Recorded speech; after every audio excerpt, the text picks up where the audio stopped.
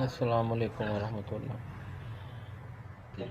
वालेकुम अस्सलाम रहमतुल्लाहि व बरकातुहू। अच्छा भाई, आज जो है ना डेवलप जो GUI के बाद जो है हमारे पास है क्वालिटी इंश्योरेंस। तो सबसे पहले क्वालिटी की डेफिनेशन को देखते हैं। Quality in a service or product is not what you put into it, it is what the client or customer get out of it. इसमें क्वालिटी ये नहीं है जो आप प्रोड्यूस करते हैं किसी सॉफ्टवेयर में, जी बड़ा अच्छा GUI बनाया, जी बड़ी ज़बरदस्त जो है कोडिंग की। प्रोग्रामर को पॉइंट ऑफ व्यू से आपने जो जो है ना, जो इसके अंदर जो अच्छी अच्छी चीज़ें हो सकती थी आपने डाल दी, तो इसका मतलब ये नहीं है कि ये क्वालिटी प्रोडक्ट है या क्वालिटी सॉफ्टवेयर है। क्वालिटी चेक करनी है यूज़र ने या क्लाइंट ने। अगर क्लाइंट की सेटिस्फेक्शन होती है तो क्वालिटी है, क्लाइंट की सेटिस्फेक्शन नहीं होती तो कोई क्वालिटी नहीं। तो यहाँ पे यही डेफिनेशन, ये पीटर ड्रकर जो है इसके मुताबिक क्वालिटी वो है जो कस्टमर उठाता है, वो नहीं है जो आप इसके अंदर डालते हैं। Quality means doing it right when no one is looking.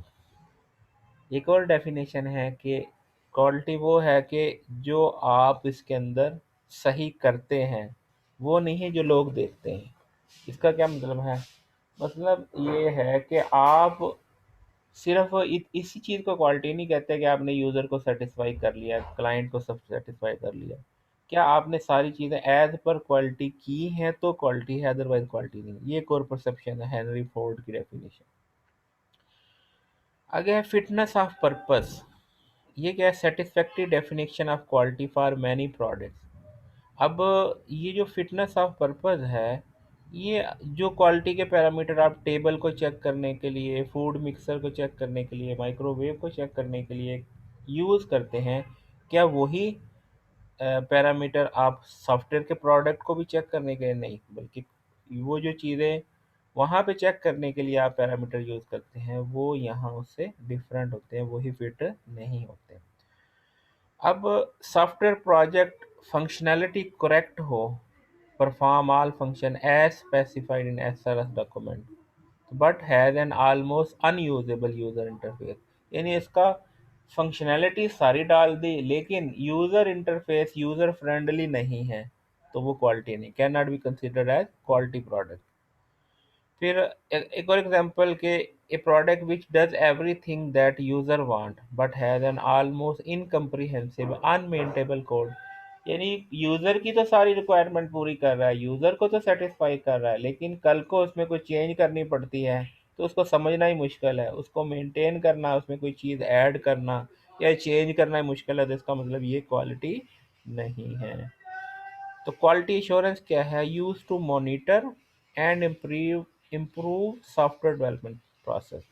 तो क्वालिटी एश्योरेंस किस लिए यूज होती है? डेवलपमेंट प्रोसेस को इम्प्रूव करने के लिए और मॉनिटर करने के लिए। ये चीज़ श्योर करना कि क्या क्वालिटी स्टैंडर्ड को फॉलो किया जा रहा है या नहीं, इस चीज़ को इंश्योर करना कि प्रॉब्लम जो फाउंड हुआ है उसको भी डील किया जा रहा है या नहीं, और ओरिएंटेड टू प्रिवेंशन, के चीज़ों को प्रिवेंशन की तरफ मोल्ड करना। प्रिवेंशन का क्या मतलब है कि वो रीजंस जिनकी वजह से फॉल्ट आ रहा है उनको प्रिवेंट भी किया जा रहा है कि नहीं, उनसे बचा भी जा रहा है कि नहीं, ये प्रिवेंशन है।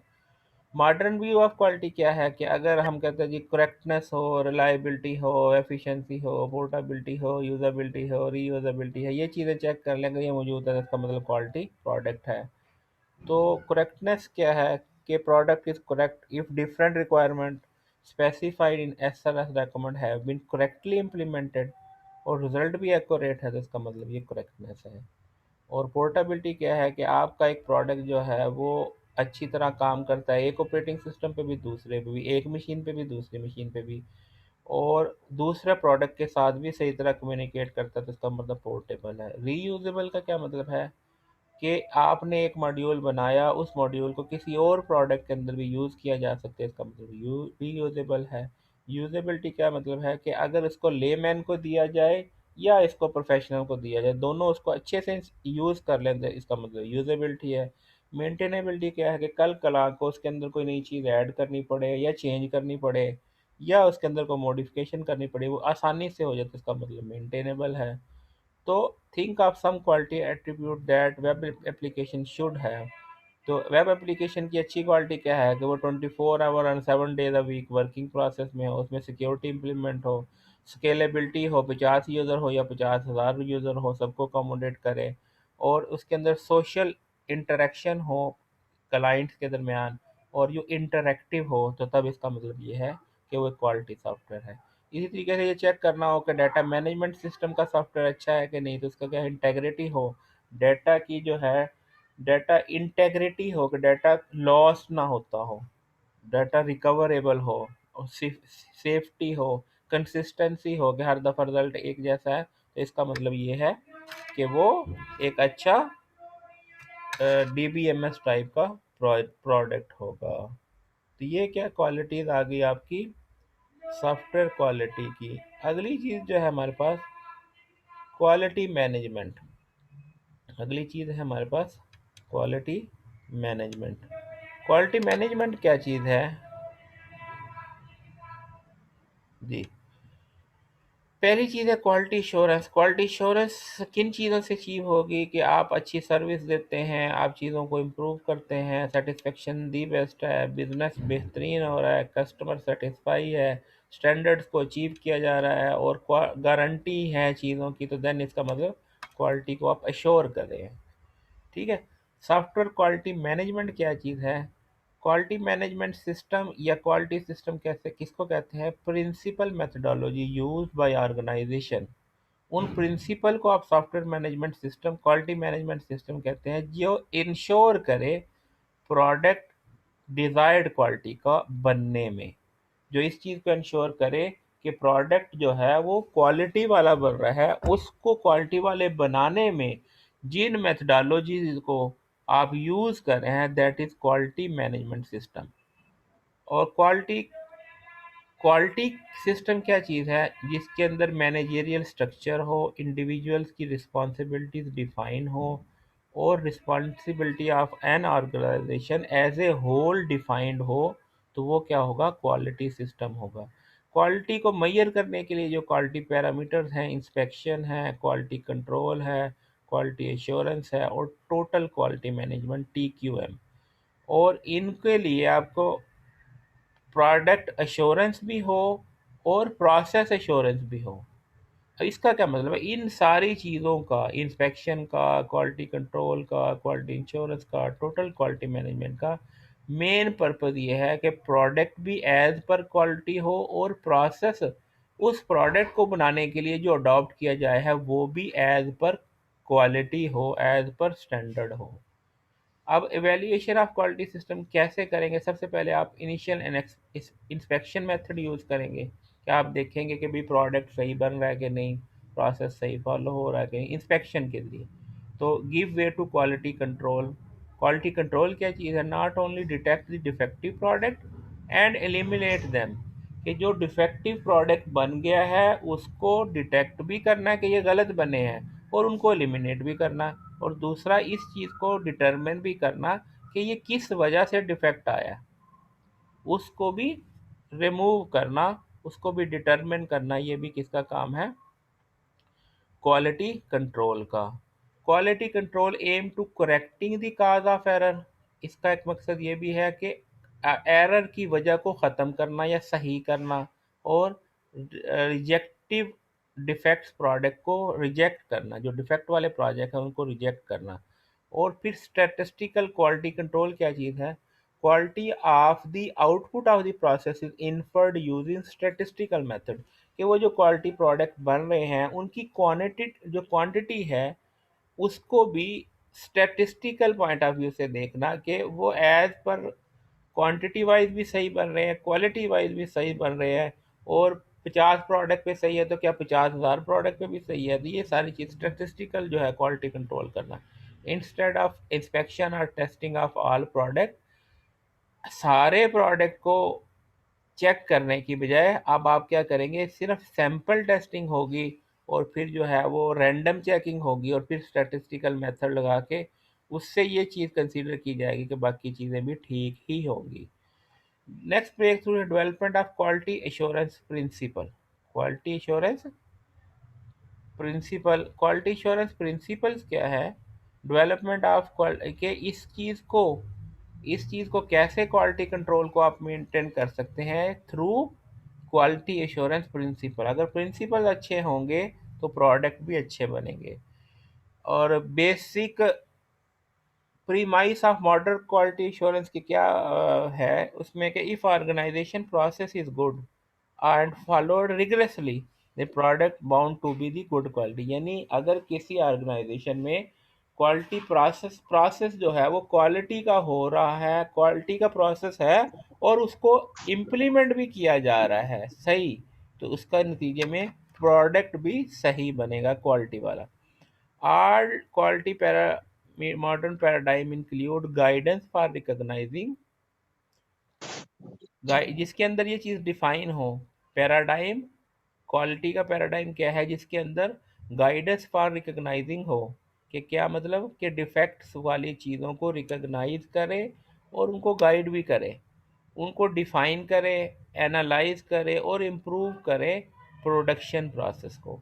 तो ये क्या है? Paradigm, guidance for recognising, defining, analysing and improving the product process. इन सारी चीज़ों यानी प्रोडक्शन प्रोसेस को रिकग्नाइज भी करना, डिफाइन भी करना, एनालाइज भी करना और इम्प्रूव भी करना, this is the part of quality paradigm.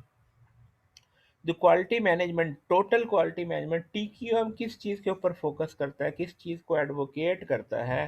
Continuous process improvement through process measurement.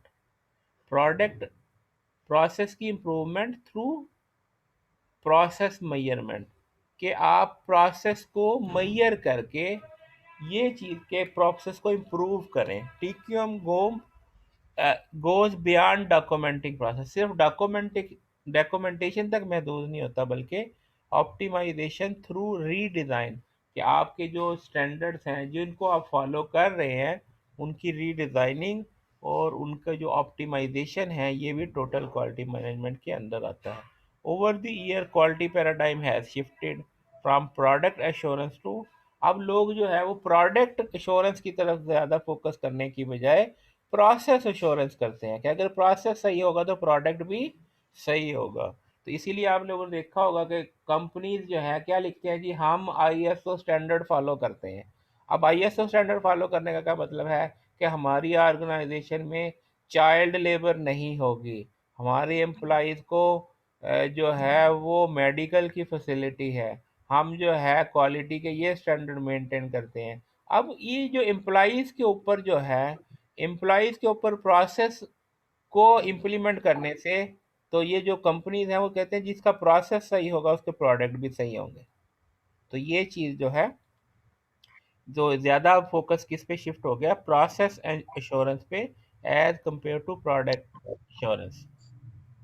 उसके बाद है business process reengineering, a term related to TQM है। Process and reengineering goes a step further than quality assurance. Process reengineering to aim to continuous process improvement, के process improvement करने के लिए process री engineering को adopt किया जाता है for quality assurance. Focus in reengineering of software process, और ये क्या है, not just software development organisation, ये सिर्फ सॉफ्टवेयर डेवलपमेंट ऑर्गेनाइजेशन के लिए नहीं बल्कि और दूसरे एरियाज के लिए भी है। अब इस सारी चीज़ का अगर आप देखें तो दो चीज़ें हैं, एक रिएक्टिव अप्रोच है, एक प्रोएक्टिव अप्रोच है। प्रोएक्टिव अप्रोच में प्रिवेंशन है और रिएक्टिव में डिटेक्शन है। इंस्पेक्टर जो है वो सिर्फ रिएक्टिव अप्रोच है कि वो डिटेक्ट करके प्रोडक्ट को सही करने की कोशिश करते हैं, प्रॉब्लम मिस्टेक को फिक्स करने की कोशिश करते हैं। और क्वालिटी कंट्रोल जो है, क्वालिटी कंट्रोल वो भी रिएक्टिव अप्रोच है। और इसके अलावा प्रोएक्टिव में जिसमें डिफेक्ट्स को स्टॉप करना, और दूसरा जो है इसको ज़ीरो डिफेक्ट्स पे लेके आना, और प्रिवेंशन की जिन वजह से ये चीज़ डिफेक्ट प्रोड्यूस हो रहा है उसको प्रिवेंट करना, ये क्वालिटी एश्योरेंस और टीक्यूएम के ज़िम्मे है। तो यहाँ पे इंस्पेक्शन, प्रोडक्ट्स प्रोसेस यहाँ से शुरू होता है, फिर operational technique to make inspection more efficient and to reduce cost of quality, plan and systematic action to ensure the product or services conform to company requirement, incorporate QC QA activities into company-wide system aim at satisfying the customer, involve our organizational functions। तो ये वो summary है सारे slides की। यहाँ तक कोई question है तो पूछ लें। चलो जी इस नो सर। अच्छा अभी 10 मिनट भी नहीं, बल्कि मैं अभी ये सेशन ख़त्म होने लगा है, सेशन ख़त्म करके फौरी जो है ना मैं करता हूँ, 2-3 मिनट के अंदर दोबारा दूसरा सेशन स्टार्ट करते हैं।